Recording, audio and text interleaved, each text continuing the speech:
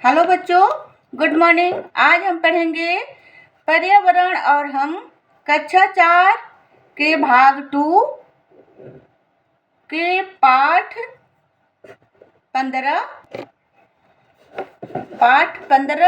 और पाठ का नाम है आसपास की सफाई।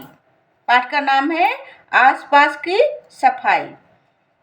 तो बच्चों फटाफट अपना कॉपी और किताब खोल करके बैठ जाओ और हमारे साथ अपना स्कूल का होमवर्क बनाना शुरू कर दो। तो चलो शुरू करते हैं।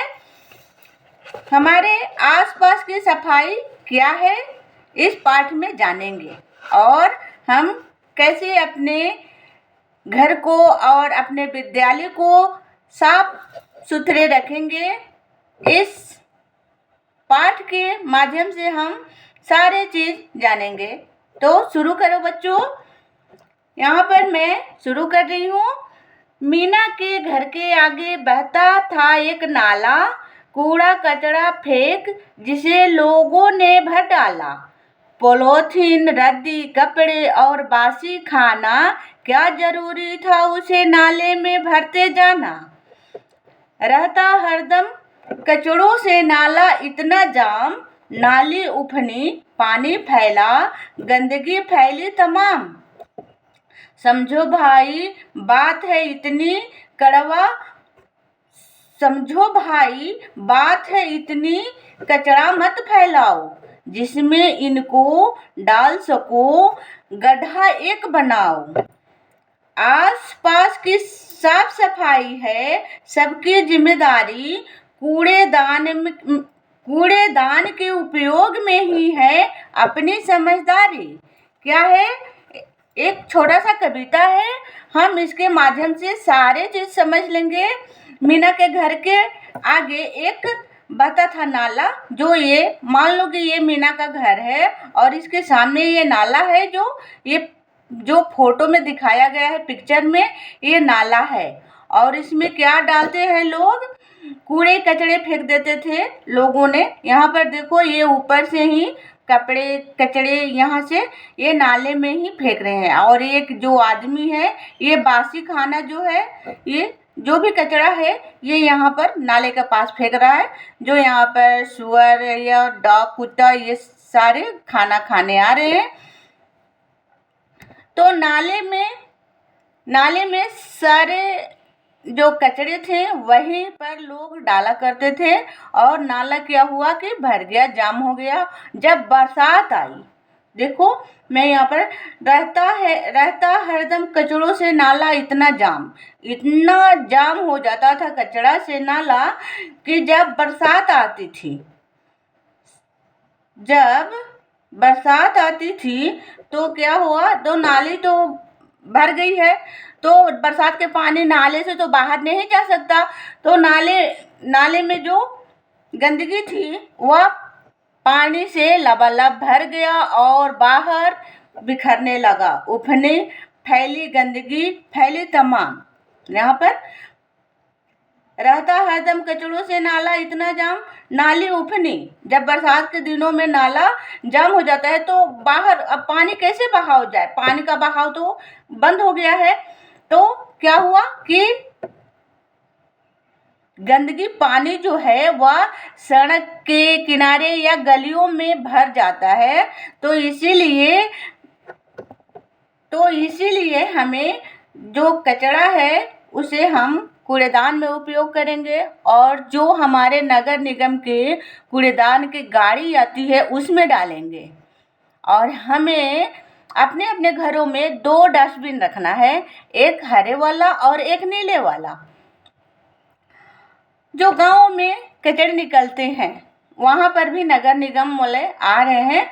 आप लोग कूड़ेदान में ही कचरा को डालिएगा। और जो गीले कचरा है, यहाँ पर बताया गया आसपास की साफ सफाई है सबकी जिम्मेदारी, कूड़ेदान का उपयोग में ही अपनी समझदारी, कूड़ेदान में ही डालना है। और यहाँ पर देखो गड्ढा एक अनोखा, जिसमें इनको डाल सके का कूड़ा को, जो गीला कूड़ा है जैसे फल और सब्जी का जो छिलका है वह एक गड्ढे में हम डाल देंगे, जो उससे हमें जैविक खाद बनकर के, कंपोस्ट खाद बनकर के तैयार होगा। कंपोस्ट बनकर तैयार होगा तो हमें क्या करना है, कूड़ा को गड्ढे में ही डालना है।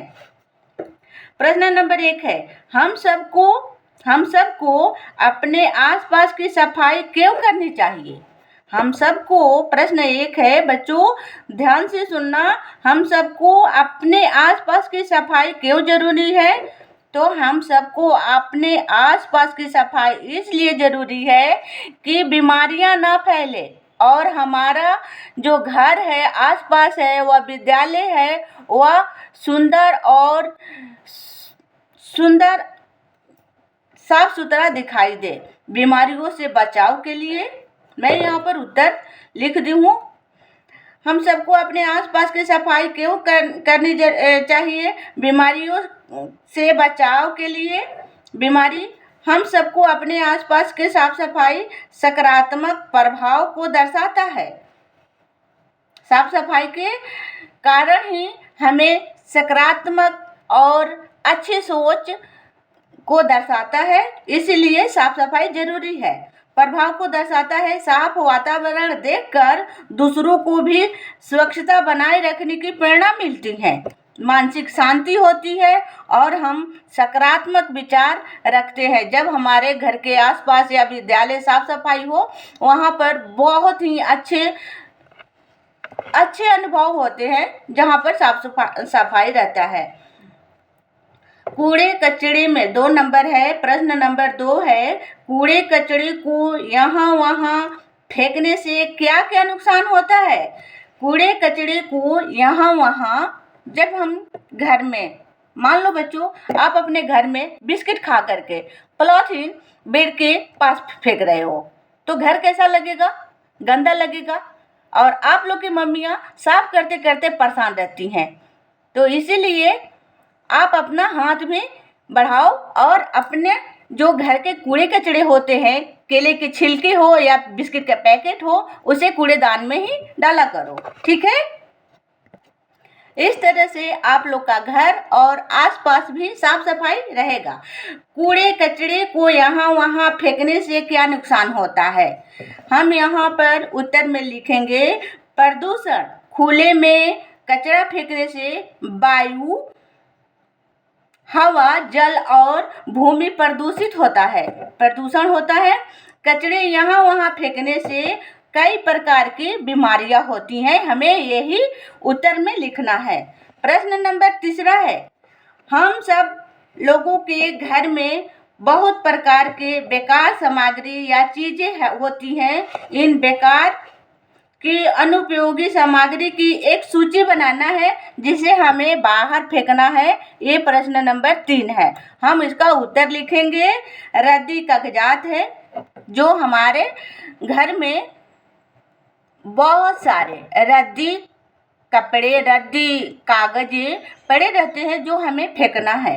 पुराने अखबार, हमें उत्तर में लिखना है रद्दी कागज़, पुराने कपड़ा, पुराने अखबार, इस्तेमाल की हुई कॉपियाँ, प्लास्टिक की वस्तुएं, खाली बोतल, टूटी हुई बाल्टी, मग, कांच का सामान, अचार की बोतल जैसे सॉस या जाम की सॉस बोतलें होती है, वह भी बेकार होते हैं। धातु का सामान, खराब तार, टूटे हुए गिलास, बर्तन, पुराने कपड़े, जूते, चप्पल और एक्सपायर्ड जो दवाइयाँ होती हैं वह हमारे घर में पड़े रहते हैं। तो इसी का हम लोग सूची बनाएंगे कि हमें क्या क्या सूची बनाना है, ये हम लिख लेंगे उत्तर में, ठीक है बच्चों? तो आप अपनी कॉपी में ज़रूर लिखना इसे। प्रश्न नंबर 4 है, आप देखते होंगे कि कुछ कचरा आसानी से सड़ गल जाता है। आप देखते होंगे कि कुछ कचरा आसानी से सड़ गल जाता है और कुछ कचरे बहुत दिनों तक नहीं सड़ता है। इसकी भी एक सूची बनाना है।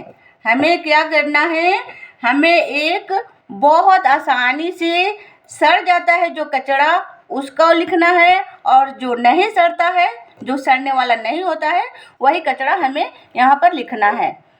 तो मैं यहाँ पर लिखी हूँ बच्चों। उत्तर में हमें लिखना है जैसे सब्जियों और फलों के छिलके ये आसानी से सड़ जाते हैं। बचा हुआ खाना, पत्ती और फूल पौधों के अवशेष, जो फूल पौधे के सड़े हुए लकड़ियाँ होती हैं, अवशेष होते हैं, जो जैसे छिलके होते हैं, अंडे के छिलके, ये सारे जो है आसानी से सड़ जाते हैं। नहीं सड़ने वाले कचरा, नहीं सड़ने वाला कचरा हम लिखेंगे प्लास्टिक की थैलियाँ। ये हजारों वर्ष तक ये प्लास्टिक की थैलियाँ नहीं सड़ती हैं। कांच के टुकड़े, धातु के डिब्बे, थर्माकोल, इलेक्ट्रिक कचरा, जो इलेक्ट्रिक कचरा होता है ये भी नहीं सड़ता है, इसे भी हमें अलग लिखना है। तो हम अपने कॉपी में लिखना, आप लोग जरूर लिखना अपने कॉपी में, ठीक है। प्रश्न नंबर 5 है, प्रश्न नंबर 5 है, आप अपने घर से निकलने वाले कुछ कूड़े कचरा का निपटारा कहाँ करते हैं? बच्चों, आप अपने घर को, जो आप अपने घर में से जो कचरे निकलते हैं वह कहाँ फेंकते हो? ये आप लोग अपने दादाजी से और मम्मी से पूछ सकते हो। जब नहीं देखते हो तो पूछना चाहिए कि माँ, जो घर के कचरे निकलते हैं वह कहाँ फेंकते हो, ठीक है। तो आप लोग अपने घर में अपने परिवार से बात जरूर करना। आप अपने घर से निकलने वाले कूड़े कचरे का निपटारा कहाँ करते हो? मैं यहाँ पर लिख दी हूँ, हम सभी अपने घर से निकलने वाले कूड़े कचरे का निपटारा नगर निगम की गाड़ियों में डाल देते हैं। गली और गीले और सूखे कचरा अलग अलग करके। प्रश्न नंबर 6 है, कूड़े कचरे के निपटारे का सही तरीका क्या है? प्रश्न नंबर 6 है, कूड़े कचरे के निपटारा का सही तरीका क्या है? हमें उत्तर में लिखना है, कूड़े कचरे का सही निपटारे के लिए हम इन तरीकों का उपयोग करेंगे। कौन सा तरीका है? घर में 2 डस्टबिन रखते हैं, घरों में 2 डस्टबिन रखते हैं। अभी फिलहाल में हमारे गांव में जो है डस्टबिन निःशुल्क वितरण होता है और हम उसे यूज करते हैं। तो डस्टबिन रखते हैं, एक नीला। आप लोग देखे होंगे कि हमारे मुखिया के द्वारा या वार्ड के द्वारा जो हमारे गांव में रहते हैं उन्हें सौंपा गया है ये कूड़े कचरे का डिब्बा वितरण करने के लिए। तो आपके घर के जो माता पिता हैं वह लेकर के अवश्य आए होंगे, तो आप उस पर चर्चा कर सकते हो अपने दादाजी से या अपनी माँ से कि ये किस लिए है, नीले में क्या रखना है और हरे में क्या रखना है। तो डस्टबिन रखते हैं, एक नीला, दूसरा हरा। नीले डस्टबिन में सूखे कचरा और हरा डस्टबिन में गीला कचरा। आप लोग कैसे इसे याद रख सकते हो कि हमें कौन सा डिब्बा में कौन सा कचरा रख सकते हैं? तो बच्चों, हम ये बताएंगे कि जैसे नीला है तो उसमें सूखा रखेंगे हम, और हरा मतलब गीला, हरे चीज़ तो गीला होता है, तो हरे डस्टबिन में हमें गीला कचरा रखना है। आप लोग आसानी से अपने टीचर को बता सकते हो। जब आपके टीचर पूछेंगे कि बच्चों बताओ कौन सा कचरा किस में डाला जाता है, नीले में कौन सी कचरा डाला जाता है और हरे में कौन सी कचरा डाला जाता है, तो आप लोग को याद आ जाएगा कि नीले में सूखा डाला जाएगा और हरा डस्टबिन जो होता है वह हरी चीज़ जो होता है वह गीली होती है, तो हरा डस्टबिन में हम गीला डालेंगे। इस तरह से आप लोग जरूर याद रखना।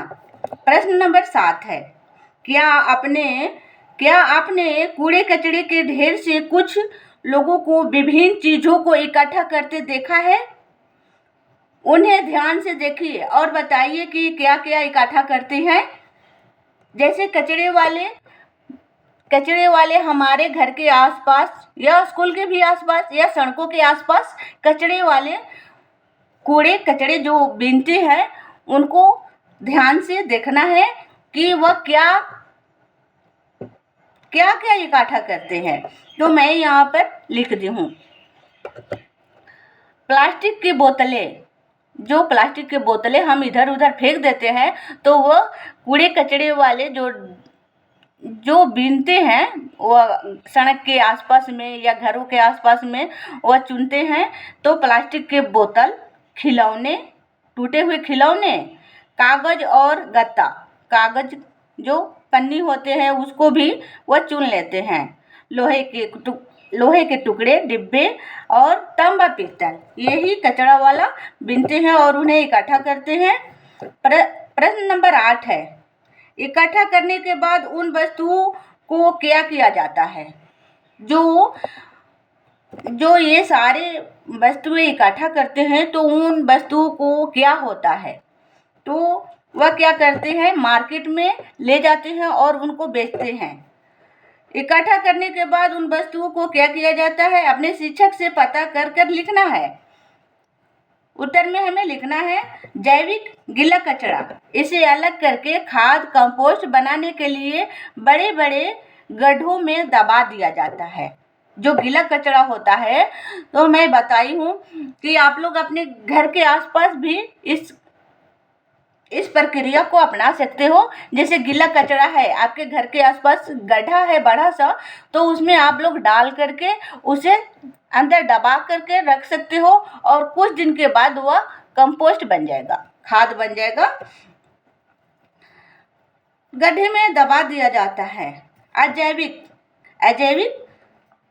ये है जो सूखा कचरा होता है। इकट्ठा करने के बाद वस्तुओं को सफाई और छटाई किया जाता है। जो सूखा वाला कचरा होता है, जैसे डिब्बा हो गया, पन्नी हो गया, कागज हो गया और ये गत्ता वगैरह हो गया, तो उसे हम क्या करते हैं कि कचरे वाले अलग करते हैं और उसे साफ किया जाता है। क्या होता है? उसे साफ किया जाता है।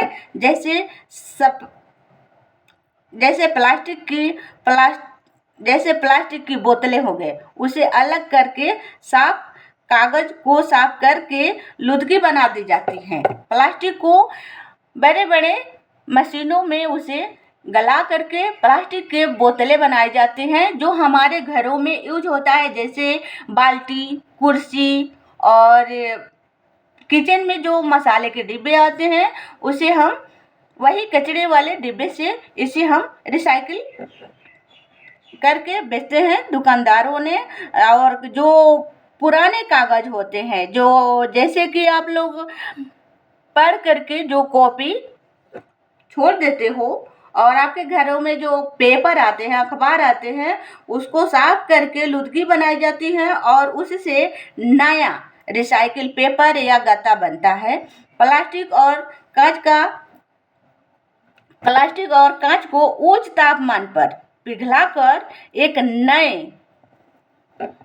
नए उत्पाद बनाए जाते हैं, जैसे बाल्टी और नई बोतलें।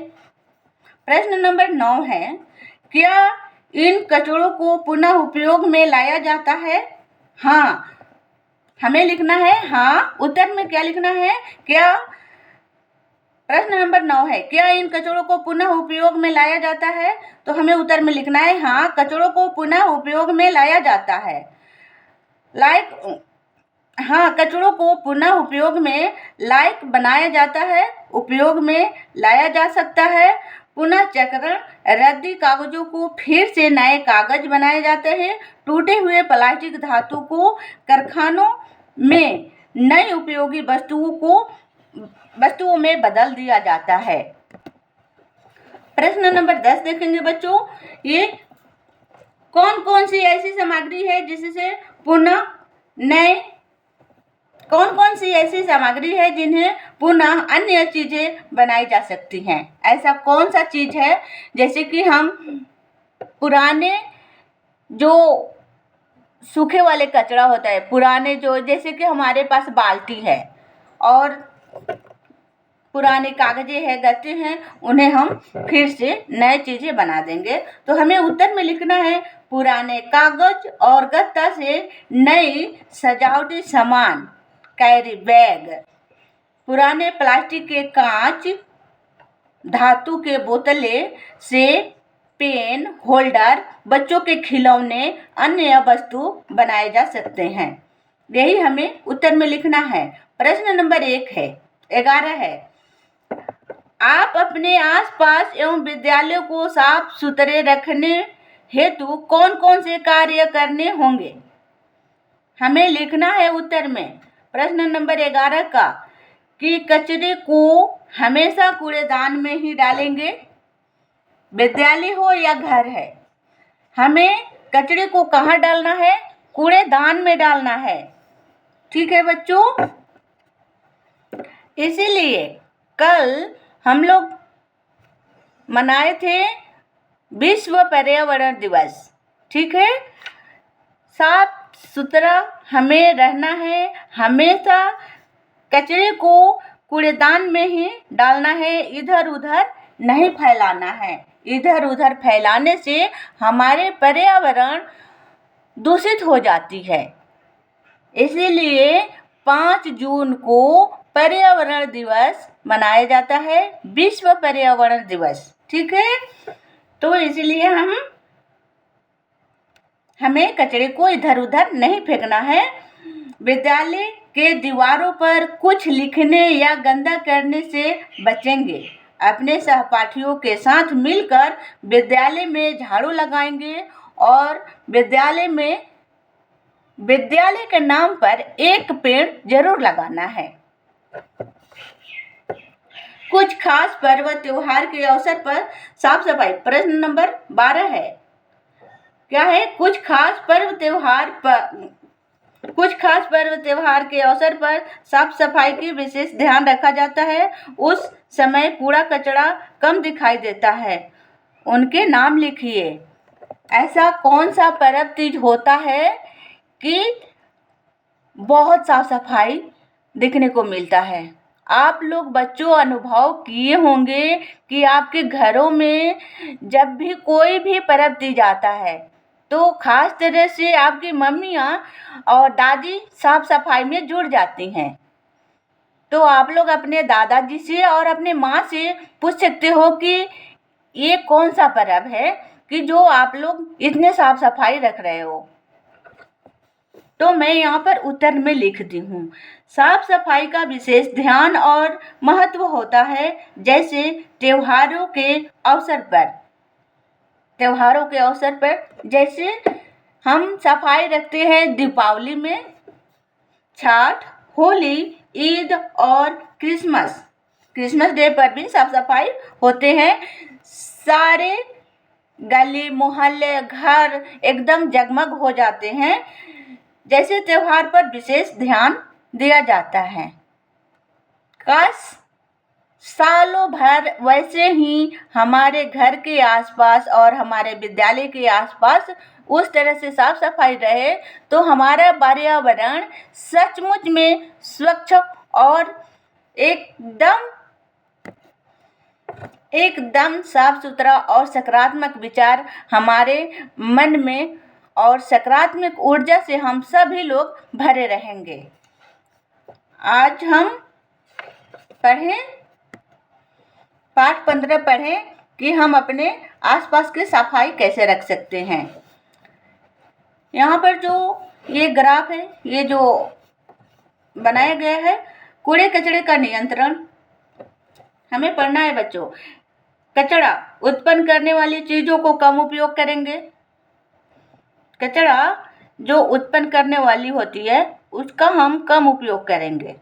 बाजार से सामान लाने के लिए कपड़े के थैले का प्रयोग करेंगे। जैसे हम मार्केट में जाते हैं, बाजार में जाते हैं तो हमें एक कपड़े का झोला लेकर के जाना है और उसमें ही सारी सब्जियां लेकर के आना है। और घर में हमें पॉलीथीन लाना से जो हम पॉलीथीन लाते हैं उससे हम बच जाएंगे और कचरे कम होगा। दोबारा उपयोग में लाए जा सकने वाले चीज़ों को पुनः उपयोग करें। जैसे कि कागज़, जैसे हम कोई भी सामान कागज़ वाले थैली में लाएंगे तो उसे दोबारा उपयोग हो सकता है नहीं, हो जाता है, दोबारा उपयोग ही होता है उसको। दोबारा उपयोग में लाए जा सकने वाली चीज़ों का पुनः उपयोग करना है। जैसे हमें कागज़ के कागज के थैले में ही सामान लेकर आना है। गलने सड़ने वाले कूड़े कचरे को गड्ढे में डालकर मिट्टी से ढक देना है। जो गलने सड़ने वाला है, जैसे मैं इस पार्ट में मैं बताई हूँ बच्चों कि कौन कौन सी चीज़ें जो है गल सड़ जाती हैं, तो उसे हमें गड्ढा में ढक देना है, जैसे कि हमें उसे कंपोस्ट बनना है। घर एवं विद्यालय के कचड़ों को डस्टबिन में एकत्र कर उचित जगह पर कूड़ेदान या गड्ढा में डालना है। पुनर्चक्रण हेतु प्लास्टिक, पॉलीथीन, शीशा, लोहा, कागज आदि को एकत्रित करना। सब्जियों के छिलके, बासी भोजन, चोकर, चावल के कण आदि जानवरों को देना है। क्या करना है? हम इसे जानवर को भी दे देंगे जो हमारे आसपास, जैसे हम लोग शहर में हैं तो शहर के बच्चे जो है तो वह जानवर को ही ये सारे चीज़ दे, सब्जियों के छिलके और चावल के चोकर वगैरह जो भी है वह हम जानवर को देंगे तो बेहद रहेगा। तो आज के पाठ में हम पाठ 15 में अपने आसपास के साफ सफाई और पर्यावरण के बारे में हम लोग जाने, और इसके बाद के वीडियो में बच्चों पाठ 16 पढ़ेंगे, मीठा मीठा शहद। इसके बारे में हम पढ़ेंगे। आप लोग अपना होमवर्क समय समय से डेली किया करो और गर्मियों की छुट्टी में खूब मस्ती करो। बाय बाय बच्चों, वीडियो देखने के लिए धन्यवाद।